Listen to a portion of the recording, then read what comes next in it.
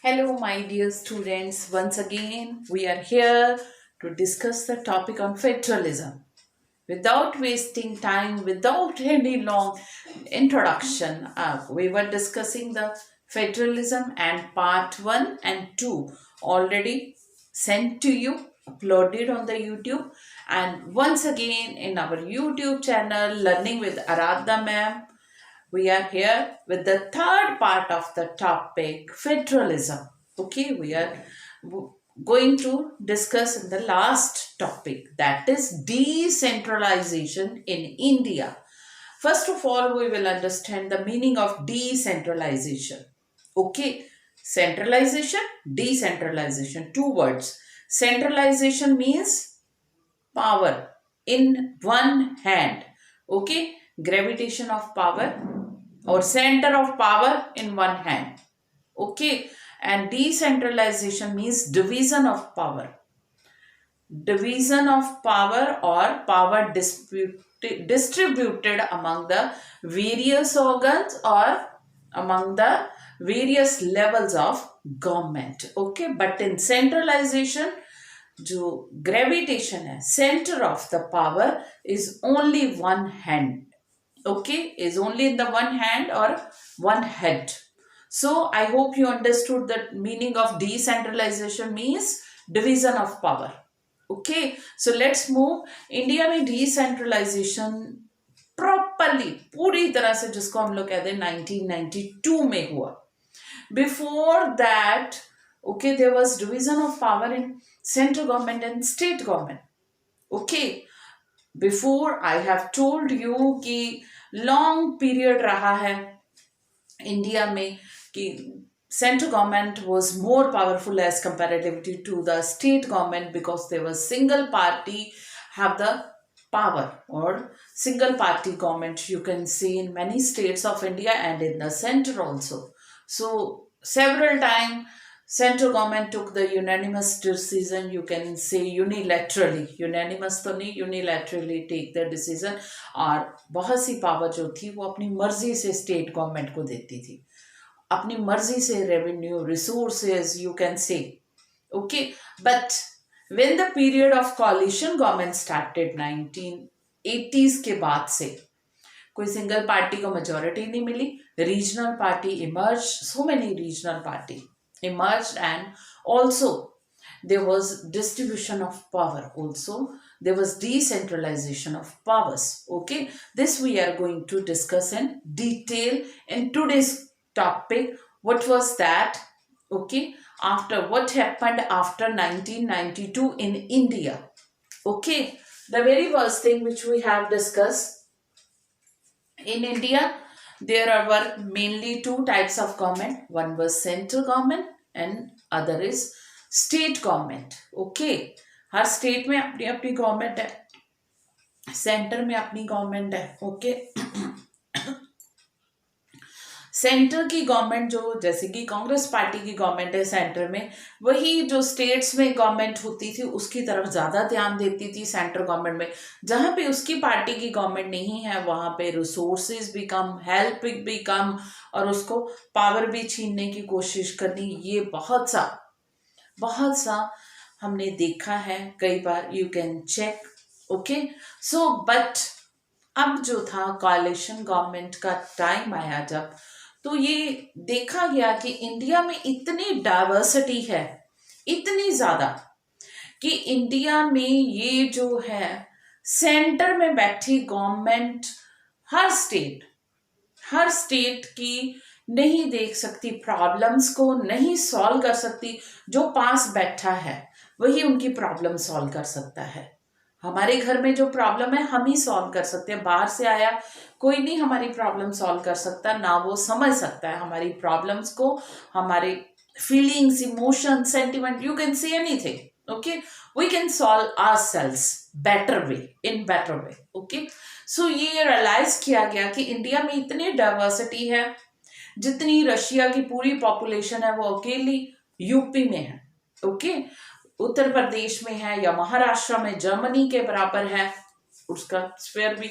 सो इतनी पॉपुलेशन तो है ही है, और साथ में डाइवर्सिटी ऑफ रिलीजन भी है, लैंग्वेजेस भी है, कस्टम ट्रेडिशन भी है. So it's quite difficult to tackle all these by the central government or the state government. ना state government properly solve कर पा रही थी, ना ही सेंट्रल गवर्नमेंट. ओके, सेंट्रल तो कर ही नहीं सकता हर स्टेट की पीपल की प्रॉब्लम, और state government somewhere and somehow also finding it difficult to solve the problem of the their state people. So day by day बड़ा ये फील हो रहा था strong. Okay, you can say need, desire, feeling occur हो रही थी. There should be a third type of government, local self government होनी चाहिए.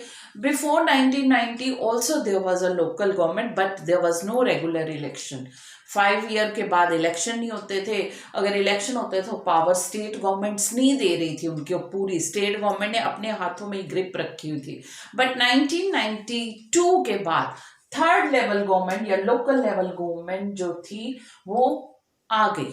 बेसिक आइडिया इसके पीछे वही था, डिसेंट्रलाइजेशन. पावर को जितना हम डिवाइड करेंगे उतना ही अच्छा. अपने घर में I give you one example. आपके घर में जो हेड ऑफ द फैमिली है, ओके, जब तक बच्चे छोटे हैं, इमेच्योर हैं, कांट डू एनीथिंग, तब तो ठीक है, पेरेंट्स को सब कुछ देखना पड़ता है. बट जब पेरेंट्स को लगता है हमारे बच्चों की शादी होगी, उनके भी आगे बच्चे होंगे, तो उनको पावर्स, वो खुद अपना लुक आफ्टर करें, अपनी प्रॉब्लम्स को सॉल्व करें in a better way, because they are earning also. That is the good family. अगर स्टिल बच्चे जो हैं वो पढ़ लिख चुके हैं, very much educated and earning handsome salary, you can get, earning is also good, but still parents have power or grip in their hand, that is not good. Somewhere and somehow problem will occur. Similar thing was happening in India. State government या central government के हाथों में काफी powers थी. They have, you can say, numerous powers still, and they were not eager or ready to give all this power to the local level government. So that's why so many problems were there. First of all, development ही नहीं हो रही थी, problems ही नहीं solve हो रही थी local level पे. So basic idea यही था इसका कि डिसेंट्रलाइजेशन ऑफ पावर. पावर अब डिवाइड कर दी जाए, जहां जहां पे जिन जिनको जरूरी देनी है उनकी प्रॉब्लम सॉल्व करने के लिए. जैसे मैंने बताया, बच्चों की शादी होगी, या पढ़ लिख गए हैं, समझदार हो गए हैं, बहुत गुड ह्यूमन बींग्स बन गए हैं, तो पावर्स उनको दे देनी चाहिए कि अपने फैसले खुद करो. ओके, सो ये 1992 को रियलाइज किया गया, डिसेंट्रलाइजेशन की गई, लोकल लेवल की गवर्नमेंट को मोर स्ट्रेंथन, ओके, स्ट्रांग बनाया गया. And for this some amendments were done in the constitution. इसके लिए कुछ एक चेंजेस किए गए कॉन्स्टिट्यूशन को, ताकि लोकल लेवल की गवर्नमेंट को और ज्यादा पावरफुल बनाया जाए. What were those changing, we are going to discuss in today's video. Okay, amendments in the constitution made for the third tier of powerful. तीसरी गवर्नमेंट कौन सी होगी? First central government, second state government, and third is local level government. Local level government I told you, in villages panchayat, and in cities municipal corporation. Okay, in rural area panchayat, and in cities municipal corporations. Okay, that is the third tier of government. इनको strong बनाने के लिए amendment की गई. क्या क्या amendment, क्या क्या चेंजेस किए गए? फर्स्ट तो ये है कि अब रेगुलर इलेक्शन होंगे. ओके, म्युनिसिपल कॉर्पोरेशन के भी एंड किसके, पंचायत के भी. हर गांव में हर अर्बन एरिया में जहां पे भी म्युनिसिपल कॉर्पोरेशन है, now there will be regular election held after 5 year. जैसे कि एमएलए और एमसीज के होते हैं, स्टेट लेजिस्लेचर के, और किसके, मेंबर ऑफ पार्लियामेंट के इलेक्शन होते हैं. Similar like that now the election will held. And secondly, seats reserve रखी जाएगी लोकल लेवल गवर्नमेंट में for the backward classes, schedule caste, schedule tribe and backward classes, ताकि जो मेन स्ट्रीम में नहीं आए हैं पीपल, स्टिल बैकवर्ड, उनको मेन स्ट्रीम में लाया जा सके. एंड इंडिया की डेवलपमेंट प्रोग्रेस तभी पॉसिबल है if each and every citizen of India is working together and in walking towards the on the path of the progress, progress के रास्ते में हर कोई चल रहे हैं।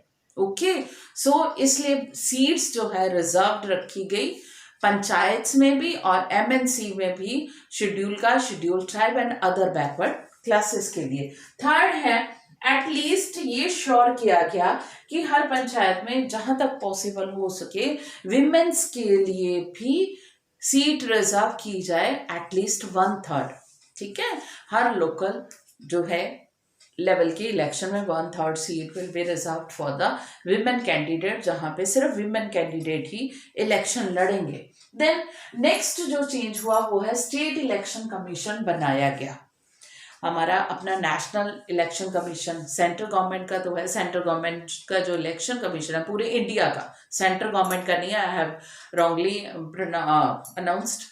सेंट्रल गवर्नमेंट के अंडर काम नहीं करता हमारा election commission, that is totally independent. Okay, once the election commissioner is appointed he will work and he is working independently, not under the central government। जो इलेक्शन कमीशन है वो तो पूरे इंडिया का देखता है, बट एक एक स्टेट के अंदर कितनी डिस्ट्रिक्ट है, कितने ज्यादा विलेजेस है, it's not possible for the national election commission to look after each and every state for the local election.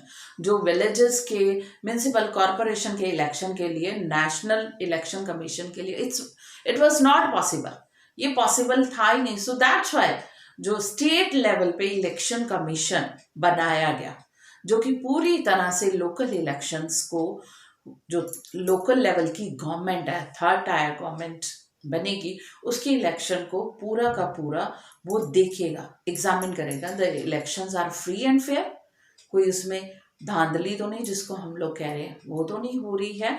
Free and fair election हो रहे हैं, हर कोई अपनी वोट कास्ट कर रहा है, हर एक का जो भी है वोट का राइट उसको मिल रहा है, वोटिंग कार्ड है, so many things they have to. So इसलिए के लिए स्टेट इलेक्शन कमीशन प्रॉपरली बनाया गया इन सब कामों को। State government shared power and revenue. अब इलेक्शन तो हो जाए अगर, ठीक है, अगर स्टेट गवर्नमेंट ही ना देना चाहे अपनी अपनी गवर्नमेंट की, अपनी अपनी स्टेट के अंदर लोकल लेवल गवर्नमेंट को, जैसे म्यूनिसिपल कॉरपोरेशन और पंचायत को पावर देने के लिए, हर स्टेट गवर्नमेंट कहे मैं अपनी स्टेट के खुद मामले देखूंगा, जो मैंने कह दिया, चाहे कोई विलेज है चाहे शहर है, वही ऑर्डर पास होंगे। ओके, ना पैसा, रेवेन्यू मतलब पैसा नहीं देना, कोई किसी तरह का पैसा नहीं दिया जाएगा। कैसे? आज हमारे बहुत से विलेजेस जो हैं वो पूरे वर्ल्ड का मुकाबला करें। गुजरात का एक विलेज आपको पता ही है कितना साफ, कितना बढ़िया, राजस्थान का, ये इसलिए पॉसिबल हो सका है डेवलपमेंट के पाथ पे बहुत आगे, क्योंकि लोकल लेवल गवर्नमेंट आप काम करिए, लोकल लेवल की गवर्नमेंट उन लोगों की प्रॉब्लम सुन रही है, मिलजुल के काम कर रहे हैं, प्रोग्रेस की पाथ पे आगे जा रहे हैं। ये इसलिए पॉसिबल हुआ कि स्टेट लेवल की गवर्नमेंट्स ने ही अपने लोकल थर्ड, जिसको कह लें हम लोग थर्ड टायर गवर्नमेंट, ये लोकल सेल्फ गवर्नमेंट्स को बहुत सी पावर्स दे दी कि आप अपने मैटर खुद देखो, खुद सुलझाओ, खुद डेवलपमेंट पे चलो, जहाँ पे मेरी ज़रूरत है स्टेट गवर्नमेंट हेल्प करेगी, और बहुत सा उनको रेवेन्यू भी दिया। ओके, सो नेक्स्ट हम लोग ये करेंगे रूरल लेवल गवर्नमेंट, पंचायत। गांव में पंचायत के इलेक्शन होने शुरू हुए, ये भी हर 5 साल बाद, और गांव के लोग वोट डालते थे, कई बार 3-4, कई जगह पे, कई बार नहीं, कई जगह पे 3 and 4 villages have combined panchayat, जहाँ पे बहुत कम पॉपुलेशन है और बहुत छोटे छोटे गांव हैं, वहाँ पे 4-5 गांव की इकट्ठी पंचायत भी होती है, और 4-5 गांव के लोग इकट्ठे, जो 18, कंडीशन वही है, the person who is above the age of 18 has the right to cast vote। Okay, जिसकी एज 18 से ऊपर है या 18 की एज का है वो डालते हैं, और अपने पंचायत के कौन से, एक सरपंच और पंच होते हैं, ये सारे इलेक्टेड होते हैं। ओके, ये इलेक्ट करते हैं, छोटे छोटे गांव की एक पंचायत होती है, 4-5 की मैंने बोल दिया ना, और ये सब मिलके जो है काम करते हैं। वर्किंग ऑफ ग्राम पंचायत, ग्राम पंचायत की वर्किंग कैसे होती है, जैसे पार्लियामेंट। ओके, पार्लियामेंट का साल में कम से कम 2 बार मिलना जरूरी है। यहाँ पे भी गांव के सारे लोग जो 18 की एज से ऊपर है, जिन्होंने वोट डाली है, वो ग्राम पंचायत है। गांव के सारे लोग मिलके 2 बार साल में कम से कम 2 बार मिलेंगे, अपनी सारी प्रॉब्लम्स डिस्कस करेंगे। जैसे पार्लियामेंट का सेशन, स्टेट लेजिस्लेटिव असेंबली का सेशन बुलाया जाता है, वैसे ही ग्राम पंचायत का। ओके, ग्राम में ये है, whenever you feel need you can call the session. Okay, ग्राम पंचायत को आप बुला सकते हो जब भी कोई प्रॉब्लम्स आता है, क्योंकि लोकल लेवल पे बैठ के अपनी प्रॉब्लम आसानी से सॉल्व कर सकते हैं।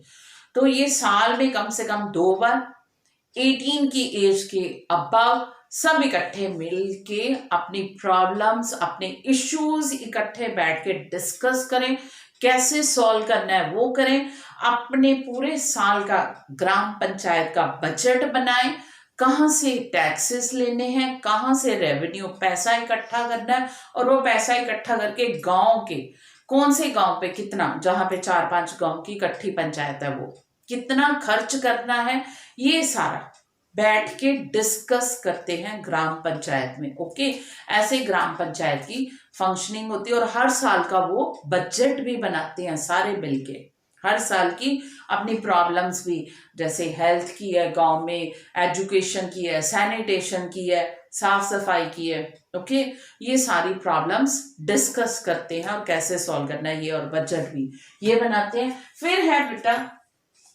4-5 पंचायत मिलके, या 7-8 भी छोटी छोटी, उनकी एक ऊपर हेड होती है, उसको कहते हैं पंचायत समिति या ब्लॉक समिति या मंडल। Getting my thing? 7-8 भी हो सकती है छोटे छोटे विलेजेस की, ठीक है। जो पंचायत है उनके ऊपर एक ब्लॉक समिति होती है। ब्लॉक समिति के मेंबर जो है इन्हीं पंचायत से ही इलेक्ट किए जाते हैं, और ये ब्लॉक समिति जो है, ये पंचायत समिति या मंडल, ये चेक करती रहती है कि हर पंचायत, गांव की पंचायत, ठीक है, to supervise the functioning of the panchayat block samiti, या उनको कोई प्रॉब्लम ना हो, उनको रेवेन्यू देना है या कुछ भी है, उनकी हेल्प के लिए, उनको सुपरवाइज करने के लिए ब्लॉक समिति बनाई जाती है या पंचायत समिति। ओके बेटा, ये बनाई जाती है, और ये 7-8 पंचायत की भी हो सकती है, उससे कम की भी और ज्यादा भी, according to the population I told you. ये उनकी हेल्प के लिए होती है, और इसके मेंबर जो है ये पंचायत से मिलके इलेक्ट करते हैं और चुनते हैं। ओके, अब पंचायत समिति के ऊपर होती है जिला परिषद, हर जिले की, डिस्ट्रिक्ट की, यू कैन से, जिला मीन्स डिस्ट्रिक्ट एक। ओके, जितने भी उसके अंडर गांव हैं, जितनी भी पंचायत हैं, उनको देखती है जिला परिषद। Getting my thing? पंचायत के ऊपर है पंचायत समिति, ब्लॉक समिति, और ब्लॉक समिति के ऊपर है जिला परिषद। I will upload separate video on this, okay, in detail, okay, very soon. So ये जो है, पर इसके मेंबर जो होते हैं, ये एमएलए भी और एमपीज भी होते हैं जिला परिषद के, जो लुक आफ्टर करते हैं इन सबको, ठीक है।